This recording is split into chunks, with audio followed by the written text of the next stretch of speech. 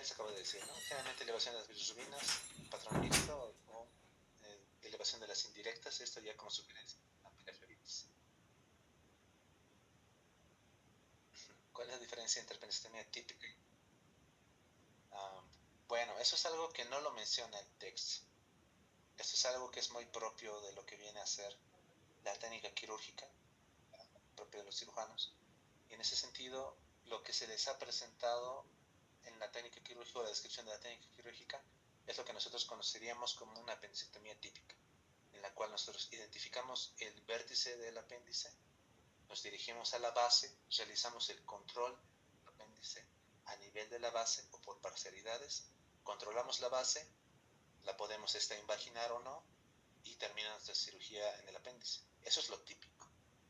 ¿Cuándo hablamos de típico?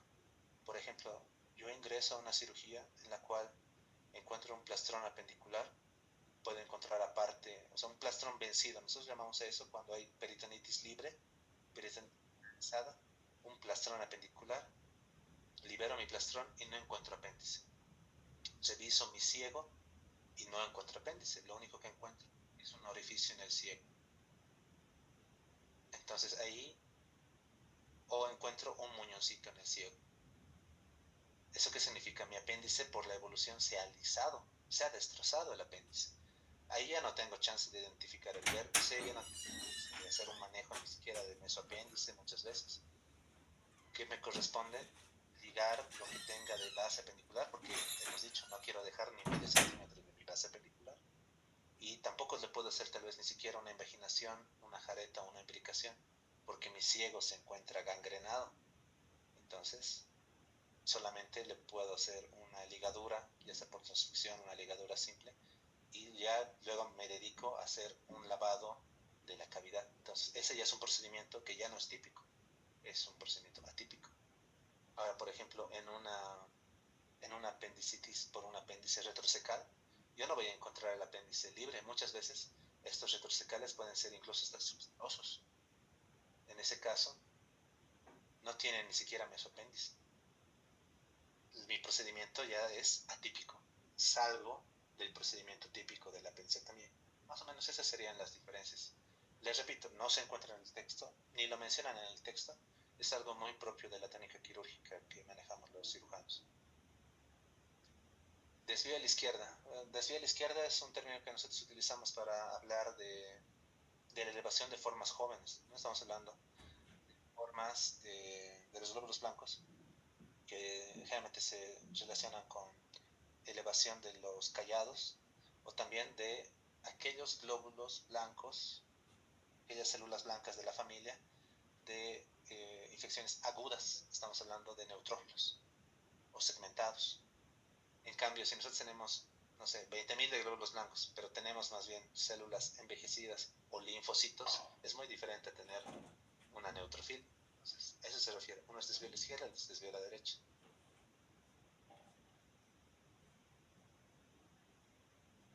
Complicaciones en cirugía laparoscópica, apendicitis y colecistitis juntos a largo plazo. Eso igual es algo que no menciona el texto. Es algo que de forma general no se recomienda. Sí, muchas veces no se recomienda operar dos órganos a la vez. Muchas veces si tenemos una apendicitis estamos hablando de un cuadro infeccioso y llevar ese foco infeccioso a una vesícula que no está inflamada pues puede ser contraproducente. Sí, podemos estar predisponiendo formación de abscesos, pero algunas veces también el paciente tiene la mala suerte de que ingresa por una colecistitis, le hacemos la colecistitis, o sea, le operamos por una colecistitis, revisamos la cavidad, porque esa es la ventaja de una cirugía laparoscópica, que podemos ver toda la cavidad, y vemos que el apéndice está inflamado, ya sea en un estadio inicial o puede ya está aplastonándose, y se ha enmascarado con la clínica de la colecistitis. Entonces, ni modo, toca también hacer una extirpación del apéndice. Generalmente nosotros nos manejamos por indicaciones. Si hay que hacerlo, hay que hacerlo. Pero las complicaciones son como en todas las... Si hablamos de focos infecciosos, siempre va a haber riesgo de abscesos. Especialmente si es por un cuadro de apendicitis, vamos a tener abscesos en el abdomen inferior.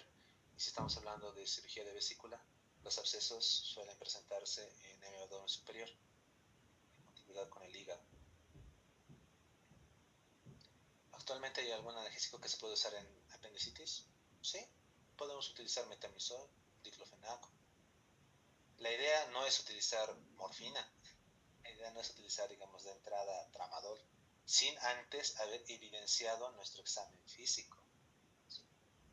Uno puede hacer, y repito, uno puede hacer la evaluación, ver los signos, ver el dolor y demás, describirlo, y ya después podemos dar nuestro analgésico.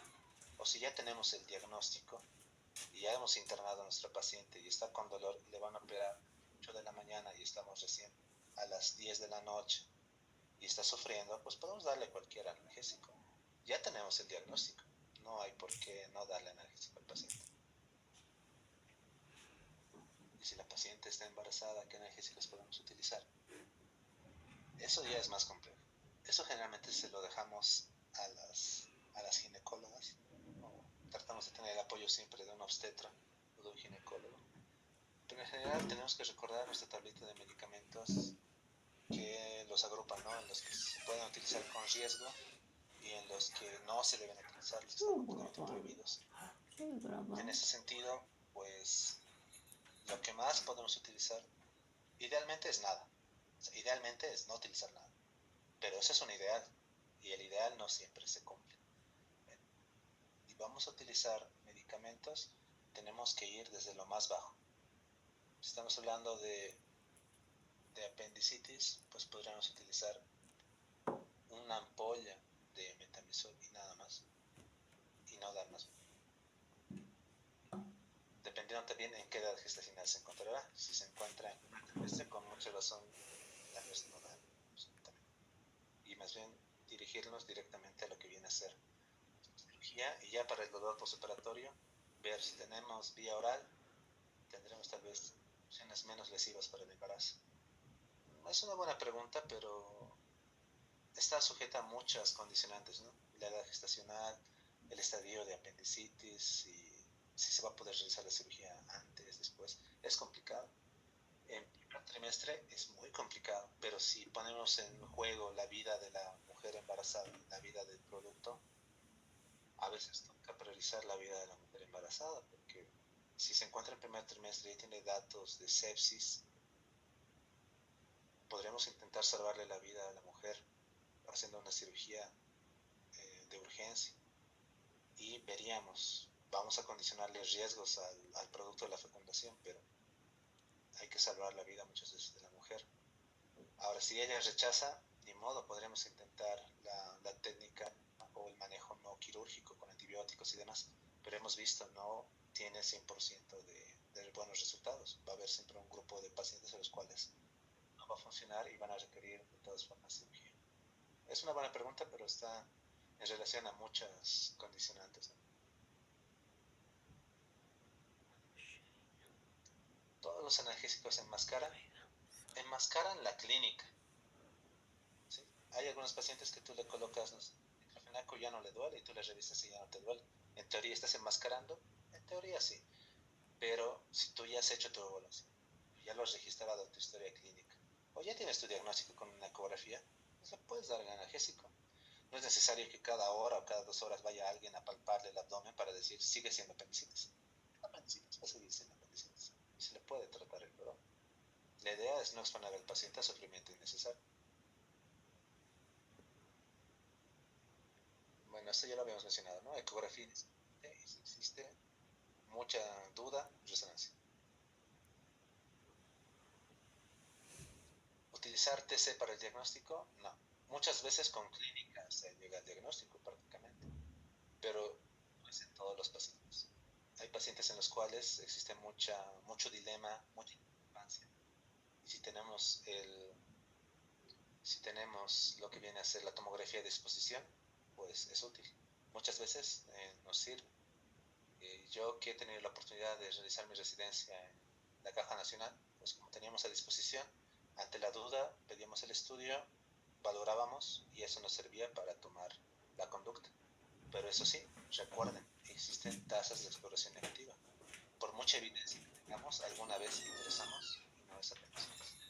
Eso hemos dicho, está permitido en menos del 10% de los casos de varones, hasta 20% en mujeres y hasta 30% en mujeres embarazadas.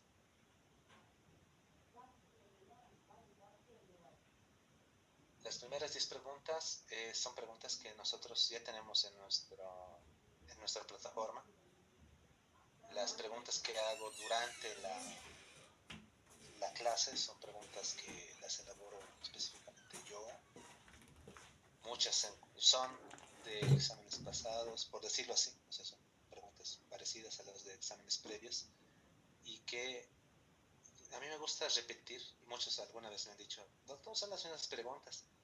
Y es que esa misma pregunta no siempre la pongo para repasar la pregunta, sino que a mí me sirve para repasar, para hacer énfasis en una parte del libro.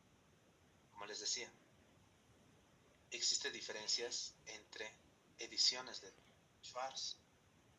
Si nosotros nos vamos y obtuviésemos, no sé, las preguntas de los primeros exámenes, estamos hablando de 2000, si no me equivoco, 2015, 2019, las primeras veces que salió el examen por bibliografía, nos vamos a dar cuenta que la bibliografía era diferente, en la cual obviamente la novena edición o incluso el libro de ATLS como bibliografía para los capítulos de trauma, pues manejan diferentes valores y demás. Entonces, si nosotros esas mismas preguntas antiguas las llevamos a la 11ª edición, vamos a ver que las respuestas cambian o que el libro menciona algún cambio.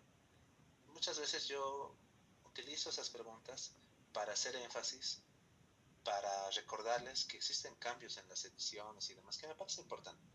Entonces, les repito, el objetivo es que nosotros podamos familiarizarnos, empaparnos con la información para así poder darnos mejor, no netamente memorizar las preguntas como tales, como cuando existía banco de preguntas, sino que la idea es que nosotros comprendiendo la información tengamos una garantía de que estamos recepcionando y que podemos recordarnos esa información cuando nos la presenten en una pregunta. En esa pregunta, 10.000, ya que en la respuesta puso, sería catalogada como apendicitis cavernosa perforada equivocada. Bueno, y es que también no hay que ser muy específicos, ¿no? Eso depende mucho de la elaboración. Si a ustedes le preguntan a un paciente con 10.000 de blancos, ¿les parece leucocitosis? En teoría no, y eso les dije, no dependiendo del laboratorio, dejan límite máximo 11.000 blancos. Entonces con 10.000 tú ya no tendrías leucocitosis. Pero es que no hay que quedarnos solamente en el valor, porque también podemos ver la neutrofilia.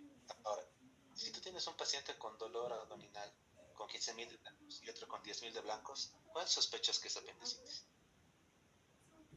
El de 15.000 de blancos. Ahora, si tiene 20.000 de blancos, tú ya no sospechas que es una apendicitis simple, tú ya sospechas que es una peritonitis complicada. Entonces, el libro también dice, ¿no? Mientras más elevado tenga los glóbulos blancos, más podemos sospechar nosotros en estadios avanzados como plastronado, gangrenado, perforado. Ahora, el libro no dice 10.000, alrededor de 10.000. Pero si nosotros somos prácticos, 10.000 tampoco es un valor de leucocitosis, ya que nuestros valores oscilan entre 5.000 a 10.000 o 6.000 a 10.000 y algunos laboratorios hasta 11.